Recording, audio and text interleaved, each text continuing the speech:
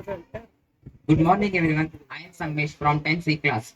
Today, as we are observing Constitutional Day, which is also celebrating as Indian Law Day. It is started celebrating from 2015. Before it was celebrated as Indian Law Day, and we are celebrating 75th Constitutional Day. The constitutional writers submitted constitution to the parliament on 26 November 1949. In the remembrance of that, in several ways, celebrations are being done, like constitutional related activities in schools and colleges, run for the equality special parliamentary session, drawing competition and speech competition, dramas and etc. Now I would like to request all the teachers and students to take a pledge and say along with me with the right hand and left leg forward.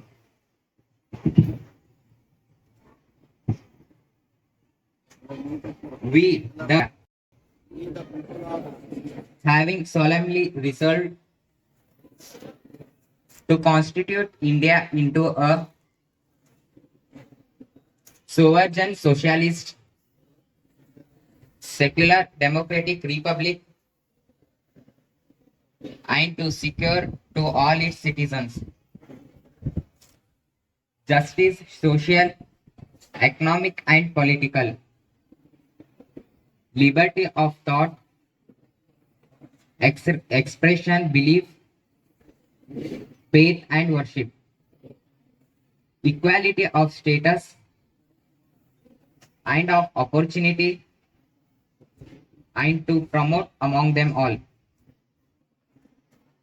fraternity, assuring the dignity of the individual and the unity and the integrity of the nation. In our Constituent Assembly, this 26th day of November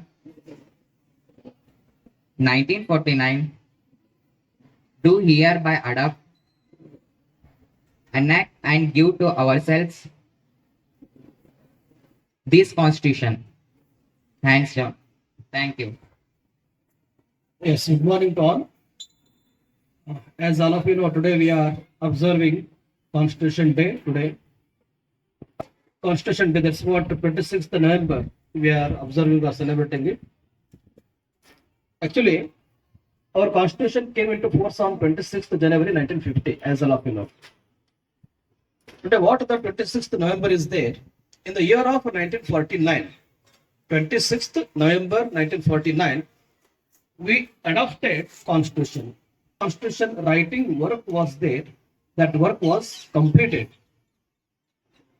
And we took 2 months, more 2 months for enforcement of it. So there is one reason behind of that.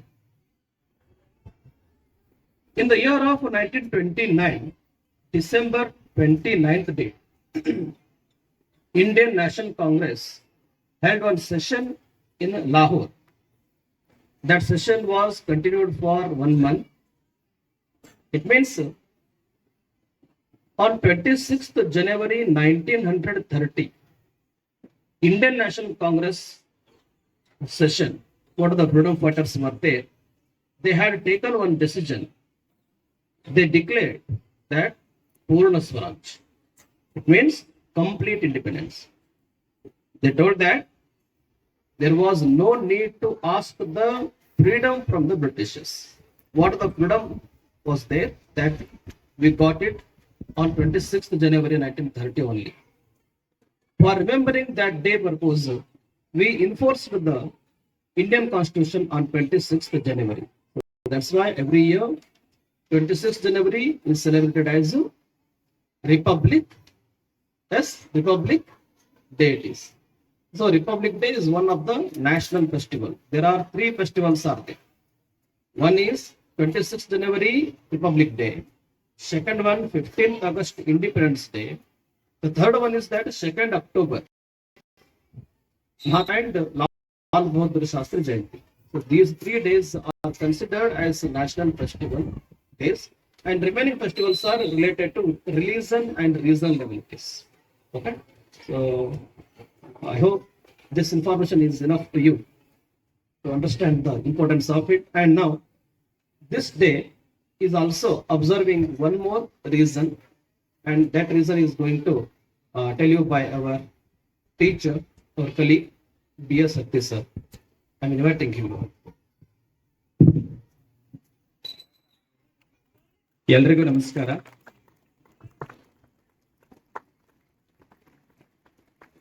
ಇಂದು ಭಾರತ ದೇಶ ಸಂವಿಧಾನವನ್ನ ಅಂಗೀಕರಿಸಿದಂತಹ ಮಹತ್ವದ ದಿನ. ಜೊತೆಗೆ 2008 November 26 Bharat ದೇಶಕ್ಕೆ ಅತ್ಯಂತ ಕರಾಳವಾಗಿರುವಂತಹ ಒಂದು ದಿನ. ಯಾಕಂತಂದ್ರೆ 2008 November 26 ರಾತ್ರಿ 10 ಗಂಟೆಗೆ ಏನು ಭಾರತ ದೇಶದ ವಾಣಿಜ್ಯ ನಗರ ಅಂತಾನೆ ಕರೆಸಿಕೊಂಡಂತಹ ಮುಂಬೈ ನಗರದ ಮೇಲೆ ಭಯೋತ್ಪಾದಕರು ದಾಳಿ ಮಾಡ್ತಾರೆ. ಇವರು ನೆರೆಯ ಪಾಕಿಸ್ತಾನದ ಕರಾಚಿಯಿಂದ ಸ್ಪೀಡ್ ಬೋಟ್ ಮೂಲಕ ಭಾರತ ದೇಶವನ್ನ ಸೇರ್ತಾರೆ. ಸುಮಾರು 10 ಜನ ಉಗ್ರಗಾಮಿಗಳು. ಅತ್ಯಂತ ಜನನಿಬಿಡ ಪ್ರದೇಶವಾಗಿರ್ತಕ್ಕಂತಹ ಮುಂಬೈ ನಗರದ Taj hotel, Oberoi hotel, Nariman house, Chhatrapati Shivaji Maharaj terminal, ಈ ಪ್ರದೇಶವನ್ನ ನುಗ್ಗಿದಂತಹ 10 ಜನ ಭಯೋತ್ಪಾದಕರು ಅಲ್ಲಿರುವಂತಹ ಎಲ್ಲ ಜನರಿಗೆ ಮನಬಂದಂತೆ ಗುಂಡಿನ ದಾಳಿಯನ್ನ ಮಾಡ್ತಾರೆ. ಆ ಗುಂಡಿನ ದಾಳಿ ಒಳಗ ಸುಮಾರು 166 ಜನ ಪ್ರಾಣವನ್ನ ಕಳ್ಕೋತಾರೆ. ಸುಮಾರು 300ಕ್ಕೂ ಅಧಿಕ ಜನ ಗಂಭೀರ ಗಾಯಗಳಿಂದ ಬಳಲ್ತಾರೆ. ಈ ಏನು 4 ದಿನಗಳ ಕಾಲ ನಡೆಯುವಂತಹ ಈ ಒಂದು ಘಟನೆ ಭಾರತ ದೇಶವನ್ನ ಬೆಚ್ಚಿ ಬೀಳಿಸಿದಂತಹ ಒಂದು ಘಟನೆ. ಈ ಘಟನೆಯ ನೇತೃತ್ವವನ್ನ ನಮ್ಮ ಸೇನಾಧಿಕಾರಿಗಳು ವಹಿಸ್ಕೋತಾರೆ. ಅದರೊಳಗೆ ವಿಶೇಷ ಏನು ಅಂತಂದ್ರೆ ಸಂದೀಪ್ ಉನ್ನಿಕೃಷ್ಣನ್ NSG ಕಮಾಂಡೋದ ಮುಖ್ಯಸ್ಥನಾಗಿರ್ತಾನೆ. ಅವನ ನೇತೃತ್ವದಲ್ಲಿ ಈ ಭಯೋತ್ಪಾದಕರನ್ನ ಸೆದೆಬಡಿಯುವಂತಹ ಕೆಲಸ ನಡೀತದೆ. ಅದ್ರೊಳಗ ಸುಮಾರು 9 ಜನ ಭಯೋತ್ಪಾದಕರು ಹತ್ಯೆ ಆಗ್ತದ. ಒಬ್ಬ ಮಹಮ್ಮದ್ ಅಜೂಬ್ ಕಸಬ್ ಅನ್ನುವಂತಹ ಒಬ್ಬ ವ್ಯಕ್ತಿ ಯಾವ ಒಂದು ಶಿವಾಜಿ ಮಹಾರಾಜ್ ಟರ್ಮಿನಲ್ ಒಳಗ ಗುಂಡಿನ ದಾಳಿಯನ್ನ ಮಾಡಬೇಕಾದ ಸಂದರ್ಭದೊಳಗ ನಮ್ಮ ಕಮಾಂಡೋಗಳ ಒಂದು ಕೈಗೆ ಸಿಕ್ತಾನಲ್ಲ, ಸಿಕ್ಕಂತಹ ವ್ಯಕ್ತಿ ಅವ ಏನ್ ಮಾಡಿದ ಅಂತ ಯಾವ ರೀತಿ ಸಂಚನ್ನ ರೂಪಿಸಿದ್ರು ಅನ್ನುವಂಥದ್ದನ್ನ ಎಲ್ಲ ಕೂಡ ತಿಳಿಸ್ತಾನೆ. ಈ ವ್ಯಕ್ತಿಗೆ 2010 ಮರಣ ದಂಡನೆ ಶಿಕ್ಷೆ ವಿಧಿಸ್ತಾರೆ. 2012 ಪುಣೆಯದೊಳಗೆ ಇವನಿಗೆ ಗಲ್ಲಿಗೇರಿಸ್ತಾರೆ. ಅರ್ಥಾತ್ ಸುಮಾರು 4 ವರ್ಷಗಳ ಕಾಲ ಕಸಬ್ನ ಇಟ್ಕೊಂಡು ಸುಮಾರು 86 ಕೋಟಿ ರೂಪಾಯಿಗಳನ್ನ ಸರ್ಕಾರ ಖರ್ಚು ಮಾಡ್ತದಂತಂದ್ರ ನಿಜಕ್ಕೂ ನಾವು ಭಾರತೀಯರು ವಿಷಾದ ವ್ಯಕ್ತಪಡಿಸಬೇಕು. ಒಬ್ಬ ಭಯೋತ್ಪಾದಕನಿಗೆ ಭದ್ರತೆ ಕೊಟ್ಟು ಈ ರೀತಿ ರಾಜ್ಯಾತಿಥ್ಯವನ್ನ ಕಟ್ಟು ಗಲ್ಲು ಶಿಕ್ಷೆ ವಿಧಿಸುವುದು ಅವಶ್ಯಕತೆ ಇಲ್ಲ. ಯಾವಾಗ ಭಯೋತ್ಪಾದಕ ಸಿಕ್ಕ ಅದೇ ತಕ್ಷಣವೇ ಗಲ್ಲು ಭಾರತೀಯರೆಲ್ಲ ಖುಷಿ ಪಡ್ತಿದ್ರು ಅಂತ ಅನಿಸ್ತದ. ಆದ್ರ ಅಷ್ಟು ದಿನಗಳ ಕಾಲ ಅವನನ್ನ ರಕ್ಷಣೆ ಮಾಡಿ ಗಲ್ಲು ಶಿಕ್ಷೆ ವಿಧಿಸಿದ್ದು ಒಂದ್ ರೀತಿ ತಪ್ಪತ್ ಅನಿಸ್ತದ. ಅದಕ್ಕ ಈ ರೀತಿ ಭಯೋತ್ಪಾದಕರನ್ನ ಪ್ರೋತ್ಸಾಹ ಕೊಡುವಂತ ನೆರೆ ದೇಶ ಪಾಕಿಸ್ತಾನದ ಲಷ್ಕರ್ ತೊಯ್ಬಾ ಸಂಘಟನೆಯ 10 ಜನ ಉಗ್ರರು.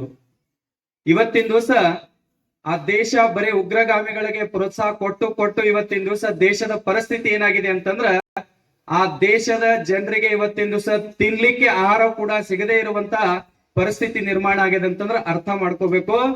ನಾವು ಇಂಥ ಉಗ್ರಗಾಮಿಗಳಿಗೆ ಬೆಂಬಲ ಮುಂದೊಂದು ದಿನ ನಮಗೂ ಕೂಡ ತಿನ್ಲಿಕ್ಕೆ ಆಹಾರ ಸಿಗುವುದಿಲ್ಲ.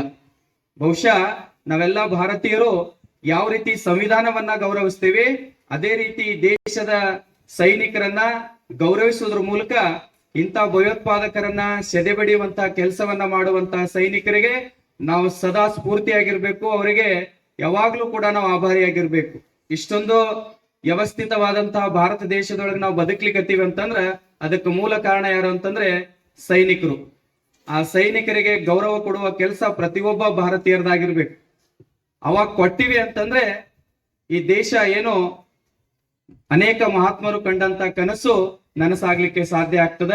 ಅದಕ್ಕ ಸಂದೀಪ್ ಉನ್ನಿಕೃಷ್ಣನ್ ಕೇವಲ 31 ವರ್ಷದ ಒಬ್ಬ ಯುವಕ. ಅವರ ತಂದೆ ಇಸ್ರೋದ ನಿವೃತ್ತ ಅಧಿಕಾರಿಯಾಗಿದ್ರು ಉನ್ನಿಕೃಷ್ಣನ್ ಮತ್ತು ಧನಲಕ್ಷ್ಮಿ ಅವರು ಕೇರಳ ರಾಜ್ಯದೊಳಗ. ಆದ್ರೂ ಅವರು ಬೆಳೆದಿದ್ದು ನಮ್ಮ ಕರ್ನಾಟಕದ ಬೆಂಗಳೂರಿನ ಒಂದು ನಗರದೊಳಗೆ ಬೆಳೆದು, ಹಿಂಗಾಗಿ ಕರ್ನಾಟಕದ ಜೊತೆಗೆ ಬಹಳ ಆತ್ಮೀಯವಾಗಿರುವಂತಹ ಸಂಬಂಧವನ್ನ ಇಟ್ಕೊಂಡಿದ್ರು. ಈ ಒಂದು ಹೋರಾಟದೊಳಗ ಸುಮಾರು 11 ಜನ ಸೇನಾಧಿಕಾರಿಗಳು, ಅನೇಕ ಸೈನಿಕರು ಪ್ರಾಣವನ್ನ ಬಿಡಬೇಕಾಗ್ತದ. ಅವರೆಲ್ಲರ ಆತ್ಮಕ್ಕೆ ಶಾಂತಿ ಸಿಗ್ಲಿ ಅಂತ ಹೇಳಿ ನಾವು ನೀವೆಲ್ಲ ಪ್ರಾರ್ಥನೆ ಮಾತುಗಳನ್ನ ಮುಗಿಸ್ತೀನಿ. ಭಾರತ್ ಮಾತೆ.